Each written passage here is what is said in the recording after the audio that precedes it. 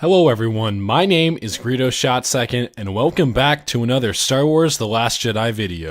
In today's episode, we will be going over a newly introduced character in Star Wars The Last Jedi, the female resistance fighter, Rose Tico. Warning, this video contains spoilers from The Last Jedi. If you have not yet seen the film, I encourage you to go see it and return to the video upon completion. Now let's get started. Rose Tico was a female human who served in the Resistance as a maintenance worker during their conflict with the First Order. Rose's early life has yet to be revealed, however, we know that she was very close with her older sister Paige, as the two of them both served in Leia Organa's The Resistance. Rose was never much of a fighter, as her main duties consisted of basic repair aboard Resistance ships such as the Raddus. On the other hand, her sister Paige was. She served as a gunner on the Resistance bomber the Cobalt Hammer, which served as a part of the Cobalt bombing squadron. The two also shared gold pendants. During the Battle of Dakar, Paige's bomber was blown up before dropping a payload aboard one of the First Order's newest ships, the Dreadnought. The mission was successful in the fact that the squadron had taken out a major First Order weapon, however no bombers survived the battle. Hearing the news of her sister's death greatly upset Rose, but she continued to stay at her post and guard the ship's pod bay to prevent any deserters from escaping the ensuing battle between the First Order and Resistance fleets. Rose, completely starstruck, would later encounter a nervous Finn who was trying to escape in order to warn Rey of imminent danger the Resistance was in. Rose would later go on to stun Finn, charging him with treason.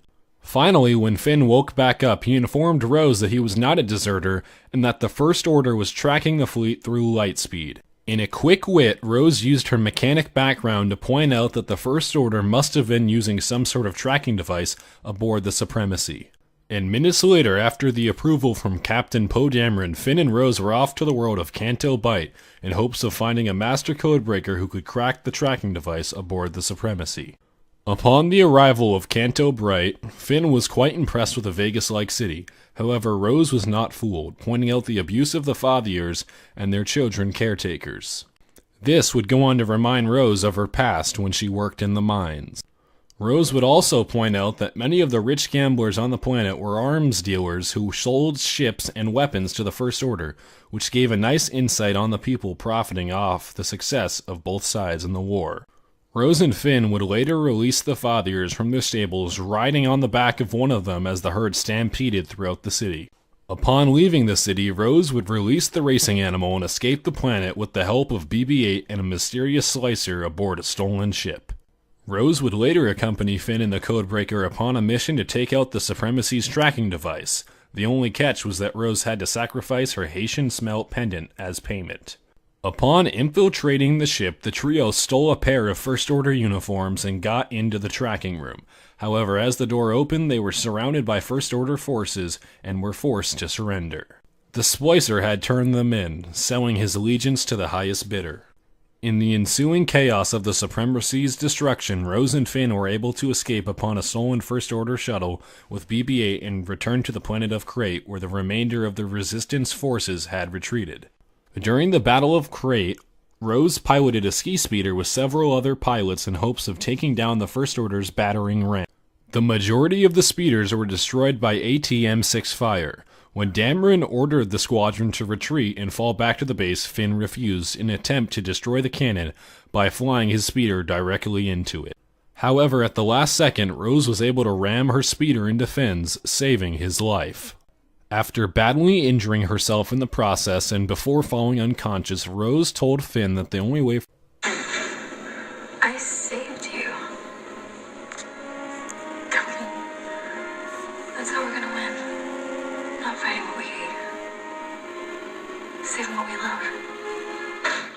Finn would later drag Tico back to the base in order for her to receive proper medical treatment. She was then transported aboard the Millennium Falcon with Finn watching over her side. Rose Tico was portrayed by Kelly Marie Tran in The Last Jedi. She was also confirmed for the 9th episode of the saga by director J.J. Abrams. In my opinion, Tran did a fantastic job playing her character in the film despite some boring off-topic scenes on Canto Bight.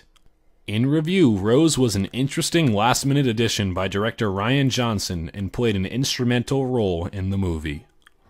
Did you enjoy the video? If so, feel free to drop a like and comment below your thoughts on if Rose Tico was a good addition to the movie, and any other information that interested you in The Last Jedi. Also, remember to subscribe to stay up to date on all of the new Star Wars content, as I will be putting out many videos over the next few weeks as there is still so much Last Jedi content to cover. Anyways, my name has been Greedo Shot Second. Thanks for watching, and may the Force be with you all.